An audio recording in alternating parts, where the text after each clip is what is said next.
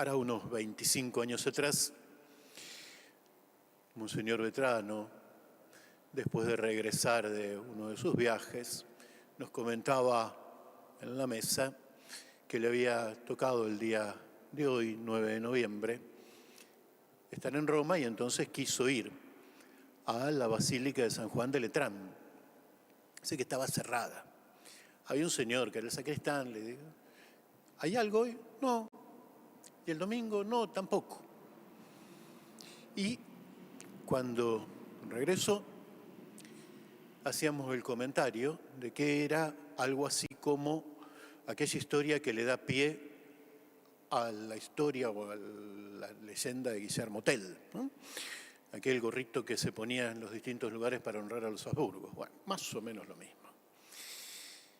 Porque en todo el mundo celebrábamos algo que en el mismo lugar no tenía prácticamente nada de celebración.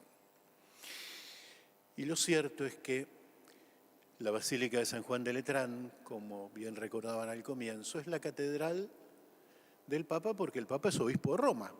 Entonces, ese es su lugar. Y de hecho, cuando Francisco es elegido y se presenta, ubica teológicamente la realidad de su trabajo, diciendo, desde lejos vinieron a buscar a este obispo de Roma. Esa es la labor.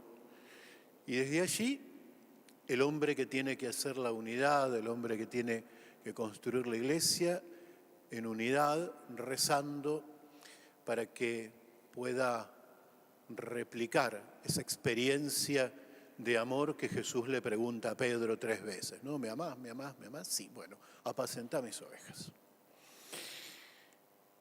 Viene bien, en un día como hoy, volver sobre el texto del Evangelio para que no se nos termine convirtiendo a nosotros aquello que ocurría en esos tiempos, donde lo religioso terminaba siendo una industria. Era el te doy para que me des. Delante de Dios, esa era la forma. Si yo quería pedir algo más o menos livianito, entonces llevaba al sacrificio ovejas o corderos. Si lo que pedía era mucho más, entonces un buey. ¿Qué hacían con eso? El sacrificio era un asado, lisa y llanamente, compartido por todos los que lo ofrecían y los sacerdotes. Se quemaban las vísceras y la grasa del animal. Con lo cual, era más o menos como cuando uno pasa por una obra en construcción y están haciendo asado de falda. Te llama la atención. Eso mismo entendían que era un modo de llamarle la atención a Dios. Las palomas, como obviamente no las mataban, hacían como los magos, ¿no? Las volvían a reciclar y entraban y salían siempre por el mismo circuito. ¿Y por qué las mesas de los cambistas? Porque en el templo de Dios no se puede entrar con dinero extranjero porque es impuro. Entonces, a la moneda romana, al denario, lo cambiaban por el siclo, con ese, que era la moneda que se usaba solamente en el templo. ¿Cuánto valía? Bueno, más o menos como en nuestros tiempos las cuestiones financieras y de cambio, de acuerdo a la cara del cliente, ¿sí? Por lo cual, más de una vez había conflicto y la gente se peleaba. Entonces, de la Torre Antonia bajaba la Legión Romana y acomodaba las cosas. ¿Por qué no lo hizo en este momento? Porque quienes le preguntan a Jesús entienden que es un gesto profético.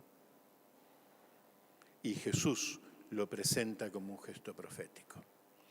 Pero si se gastaron 46 años, claro, Herodes, aquel de la matanza de los inocentes, ese había construido ese templo para congraciarse con el pueblo judío porque él no era, los Herodes no eran de origen judío. Y entonces Jesús dice que va a levantarlo en 3 días. Está hablando de su cuerpo. La lectura que hacen sus discípulos tiene que ver con la lectura que se hace con los anteojos del resucitado. Nosotros en la iglesia todo lo hacemos bajo la mirada y con los anteojos del resucitado. Porque así como venció la muerte, ha vencido también esa forma de relación con Dios. Te doy para que me des. No hace falta. Si ha sido capaz de entregarse por completo, ¿cómo después no va a decir con toda claridad, en la cena ustedes son mis amigos? ¿Cómo no va a ser capaz de decirnos, como a Nicodemo, que Dios lo amó tanto al mundo que le entregó a su propio Hijo? Con los anteojos del resucitado ya no hay te doy para que me des. Ya no hay negociado con Dios. Hay experiencia con amor de Dios que lo ama tanto al hombre que no tiene empacho ni siquiera de darle a su propio Hijo para a nosotros levantarnos hasta la altura de su mirada. Ojalá que esa sea la forma de compartir la Eucaristía de esta tarde. Que así sea.